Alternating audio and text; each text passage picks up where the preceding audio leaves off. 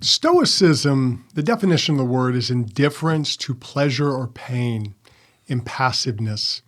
And a lot of men are intrigued by Stoicism. They kind of get into it. They read about the Greek and Roman philosophers who really preach Stoicism. But the problem is Stoicism leaves out a very important part of who we are as a man. All men have emotions. Every one of us has emotions. And when we leave those things out, it's not good for us. Emotions aren't bad. We've got to understand they're part of who we are. So today we're going to talk about emotions, emotional health, and why we should bother with emotions. If we want to thrive as men, we've got to understand and use our emotions, and we're going to show you how on today's show.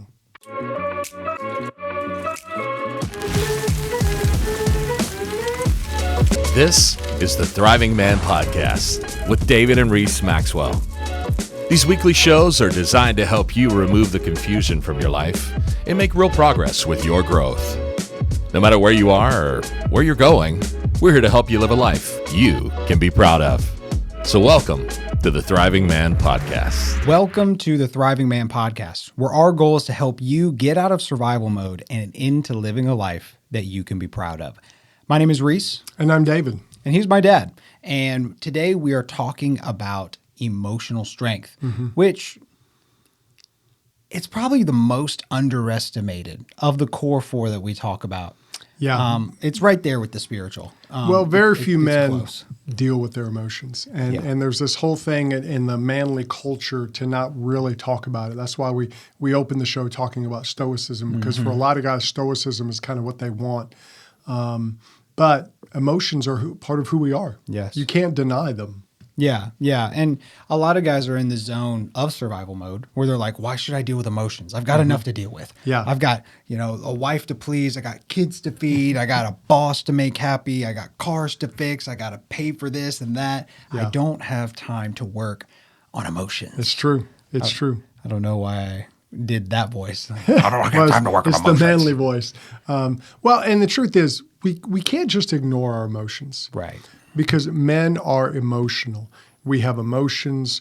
We have passions. It's part of who we are. It's part of our makeup. And what we want to do is use those for the right end. Mm-hmm. And if you want to thrive as a man, you want to learn how to use your emotions. You want to learn how to deal with them. And then those emotions can become a very strong part of foundation for the rest of your life. Yeah, it can almost help make the other parts of your life better. Yeah. In fact, we've said it like this: emotional health can cause a chain reaction of success in your relationships and in your life. Yeah, in every area. Now, before we go into like the importance of it and all of that, we need to differentiate just being emotional with being a person of emotional strength, because they're two different things. Yes, they are. Emotional, as many people understand it, is someone who is pretty much ruled by their emotions. Yeah. It's somebody who's like, oh my gosh, I don't feel good today, so I hate everything and I hate everyone. That's not the same thing as being what we're talking about. We are talking about emotional strength. Yeah. So Dad, define emotional strength for the people. Yeah. Emotional strength is when you have the ability to take your emotions and channel them, to focus them in the right direction. So you have emotions, but those emotions don't control you. You control them. Exactly. Just because you feel something doesn't mean you act on it, but you recognize, okay, I'm feeling this. And that can help you really understand the situation. One of the ways we illustrate this is that everybody has a bicep. A bicep is a muscle in your arm. Everyone's got one. But some people have trained their bicep to where it's much stronger, much larger, and they can do more with it than someone who may have a bicep. They've just never trained it. Everyone's got emotions. It's what they do with the emotions that makes a big difference. Everyone's got muscles. If you don't train your muscles, they won't be as strong. But if you train them, you become stronger. With your emotions, if you train your emotions, you become a much stronger man. Yeah, and I think we need to recognize that a lot of times the issues in life we deal with are because we have not trained our emotions. Yeah, it's Many true. of the things that you face in your life that you think are the problem are more just symptoms with emotional roots.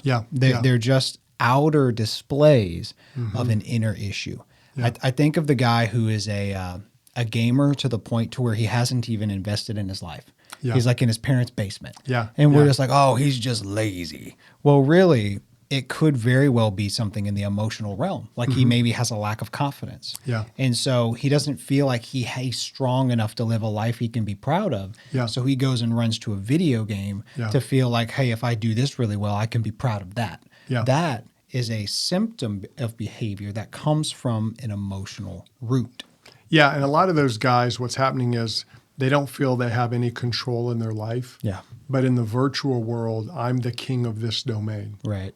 So what they're doing is they're feeding themselves emotionally, but it's a way that's very empty. It's kind of like eating cotton candy. It's not going to give them the nutrients they need because it's not real life. It's Right. pretend. But in those moments, it feels real. And so those emotions are actually controlling them, and they're not controlling their emotions. And some people on the outside, they're just lazy, they're a bum.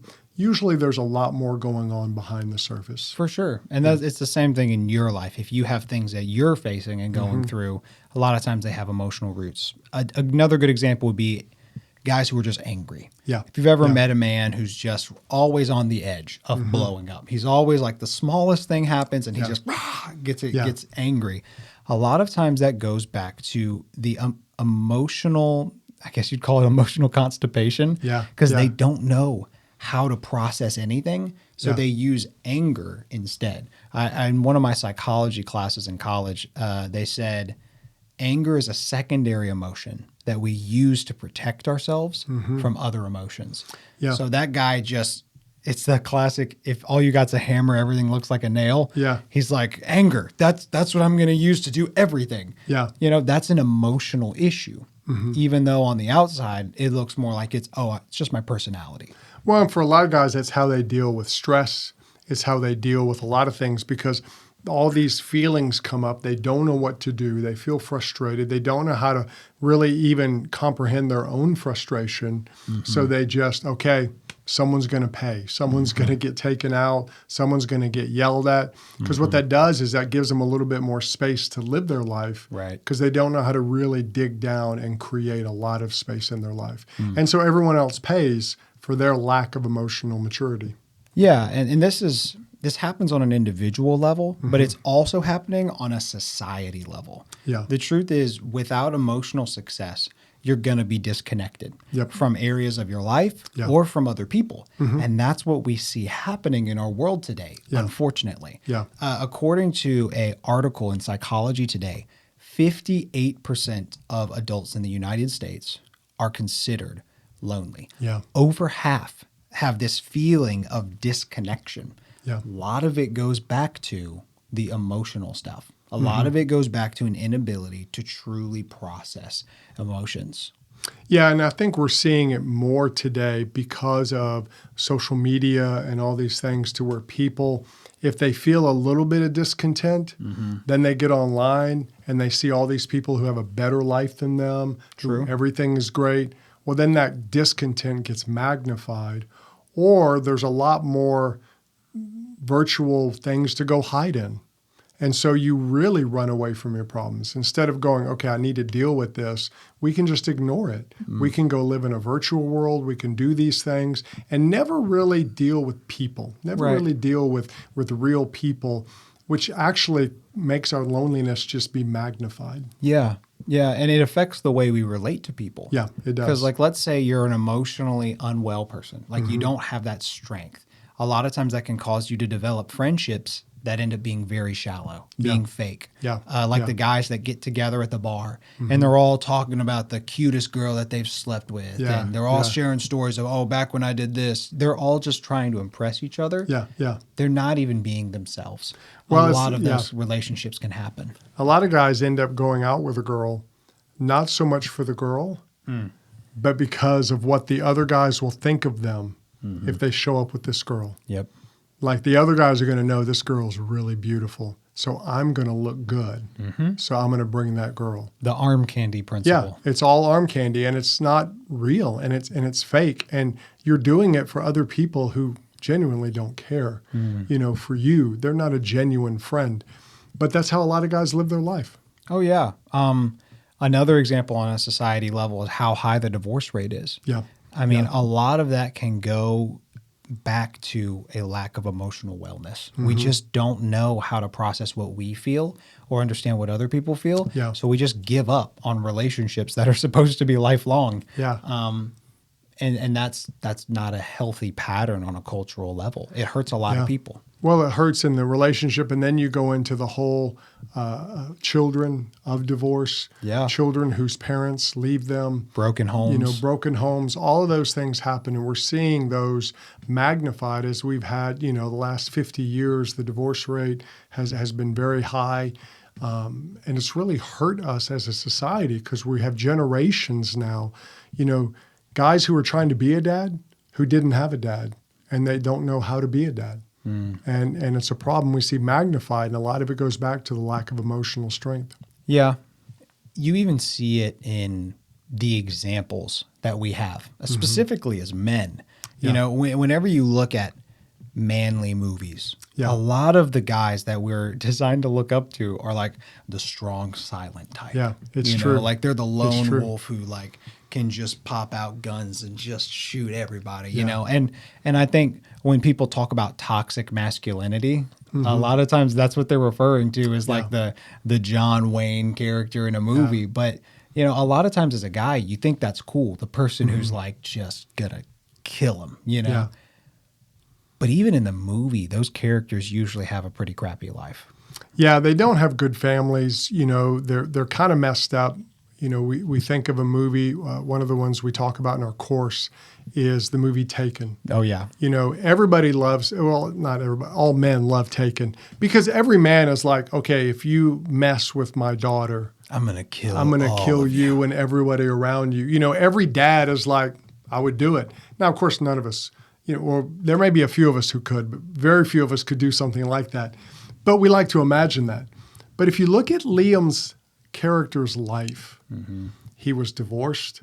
He was on his own. He didn't have a good relationship with his daughter. He didn't have a good relationship with his wife. That's why she divorced him.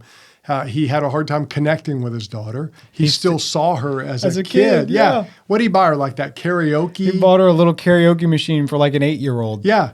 And she's like, oh, thanks, Dad. And you could just, the cringe factor. And then the stepdad is more connected, buys her a horse. Yeah. And you're just like, okay, Mr. Moneybags. But he was probably a lot more connected than Liam's character was. Now, when it came down to it, who saved her?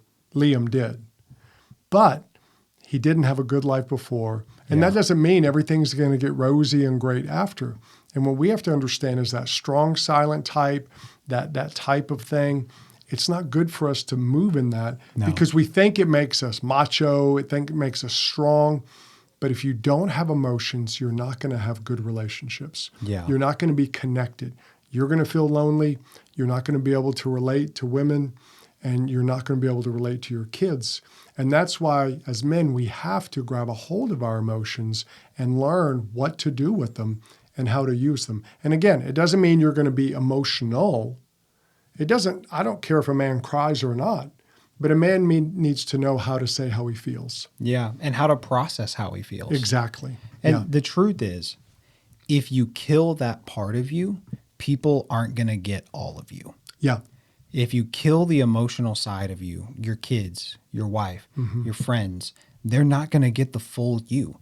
They're going to get pieces of you. So instead of trying to kill your emotions, let's learn how to channel them and use them so that you can be more effective. Yeah, and that's why we opened the show talking about stoicism, because I think a lot of guys are intrigued by that today. One, I think they're looking for purpose, but two, I think they like the control factor of it. And what we have to do with that is it's not really controlling. It's an illusion of control. When you hide your emotions, you may feel like you're in control, but you're not. They'll control you from behind the scenes.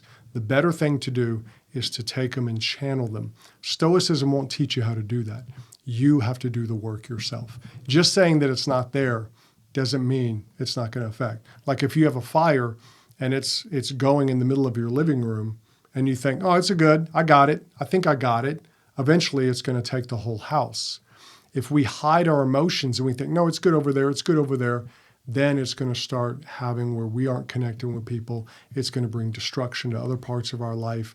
It really is a bad situation to be in. But a lot of guys think, if I just get rid of emotions, I'm good. That's a lie. Yeah. You need your emotions. It makes you a more powerful man. Yeah, and the fact is you have emotions. Like you don't have a lack of emotions. You may not know how to recognize them. You may not be able to access them. I remember you said when you were first learning all of this, you felt like the only emotion you could really feel was like, I'm hungry. You know? Yeah, it's when I first went into recovery and they started working with us on their emotions because they wanted to get us below the surface issues. Right. You know, it started, you didn't know what to do with all this. Like I was 30 years old, finally processing my parents' divorce when I was 9. Yep. And I'd never done it. I'd never gone through that process. And I didn't realize how much that had stunted my emotional growth, how I lacked maturity in so many ways because I'd never grown up because of that. And so I'm sitting there and you're like, what do I do? And then you're getting these feelings. You have to learn how to process. That's where journaling helped me, learning how to process these feelings, learning how to do that. And for me, it was like this new awakening. Yeah. Oh, that's why I feel this way. That's what's going on here.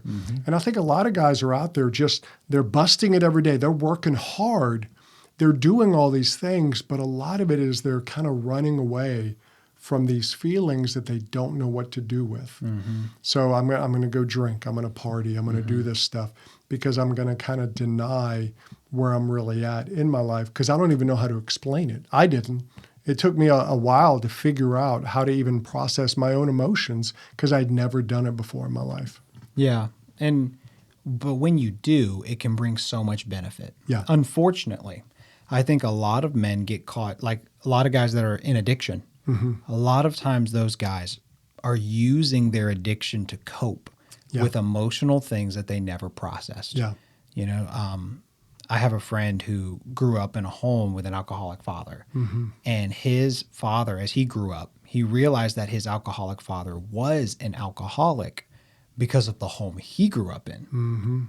And it was kind of a generational thing that the brokenness of a home caused the next person to go to alcohol to deal with the brokenness of their home, which caused the next person to go to alcohol to deal with the brokenness of their home. Yeah. And that same thing can end up, it can drive us to do things we don't want to do. Yeah. Or it can cause us to not be able to do things that we wish we could do. A lot of that happens in the emotional realm. A lot of that happens. I love what you said about the recovery thing, beneath the surface. Yeah.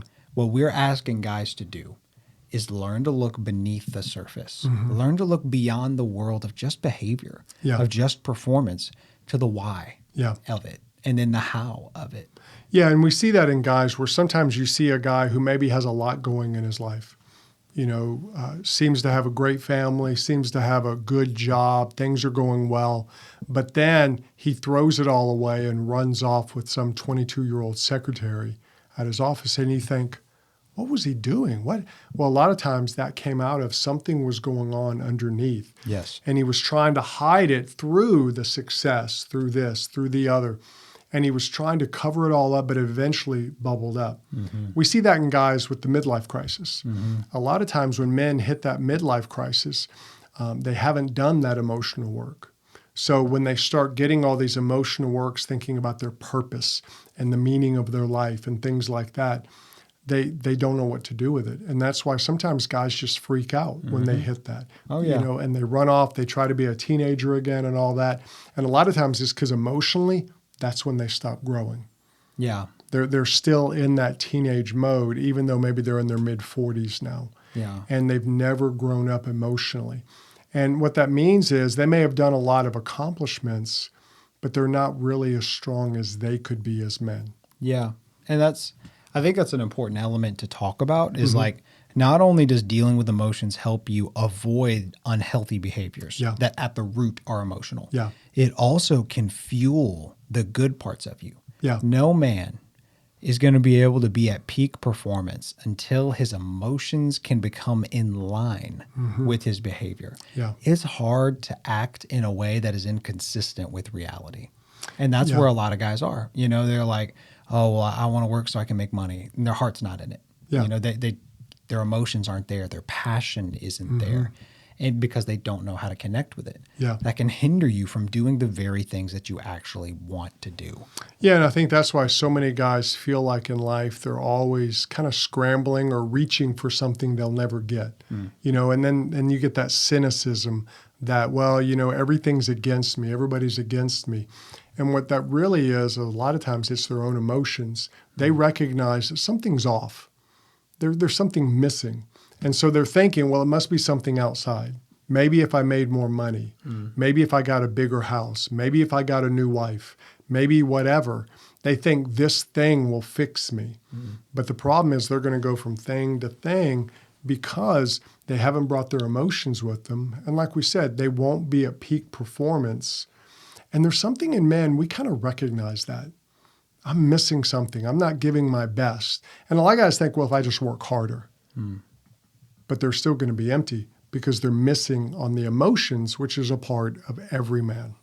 Yeah, a good illustration that we thought of is almost as if a lot of guys are stuck like pushing a car. Their emotions are like a car. They don't get it. They don't really understand it, but they know they need to keep moving forward. So they're just pushing this vehicle. Yeah. However, if they take the time to go to the car and fix it up, learn it a little bit, fix it up, they can get inside it. And then that car goes from being a burden that keeps them from making progress to an asset that fuels their progress. So part of our challenge to you guys today is to ask yourself that reflection question. Am I pushing the car? Are my emotions a burden? Or am I driving the car? Are my emotions an asset? Is it holding you back? Or is it fueling your progress and your growth? If the answer is that it's holding you back, over the next few weeks, we're going to be talking about some ways that you can turn it from a burden into an asset. Because emotional health, emotional success is integral for being able to be a thriving man. Yeah, if you want to be at your best as a man, you've got to figure out your emotions. Again, it doesn't mean you'll be emotional. It doesn't mean you're going to cry at the drop of a dime or whatever. But it means is you're going to have a power source that a lot of men don't have, because you're going to be able to tap into your emotions, which will give you passion, which will give you energy. And a lot of times, if we don't realize it, we follow men who are in touch with their passions, who are in touch with their emotions. We just don't realize it. But a lot of times, those are the guys we follow. You want to be that guy. In order to do that, you really need to start getting in touch with your emotions, finding out who you are emotionally, and you will be a better man, we promise you. It's true. And if you want to go beyond just what we're going to be talking about in the podcast, because we'll be including some things, but we can't capture everything. We do have a digital course on growing in your emotions, being able to become emotionally successful, emotionally strong. We talk about the why. We talk about how it benefits relationships and family. But then we also talk about the pillars, the core strengths of your emotional wellness, and then how to get and develop those things. So if you want to take that step, that's going to be a great resource for you, because it's a long-term approach. Because the truth is that all of the stuff we talk about on this podcast is long-term stuff. And we want you to be able to succeed, not just for a day, not just for a week, but for a lifetime, so that you can go from survival mode to living a life you can be proud of. We'll see you in the next episode. Thanks for listening to the Thriving Man Podcast. If you want to check out more resources from David and Reese, you can go to thrivingman.com. We'll see you in the next episode.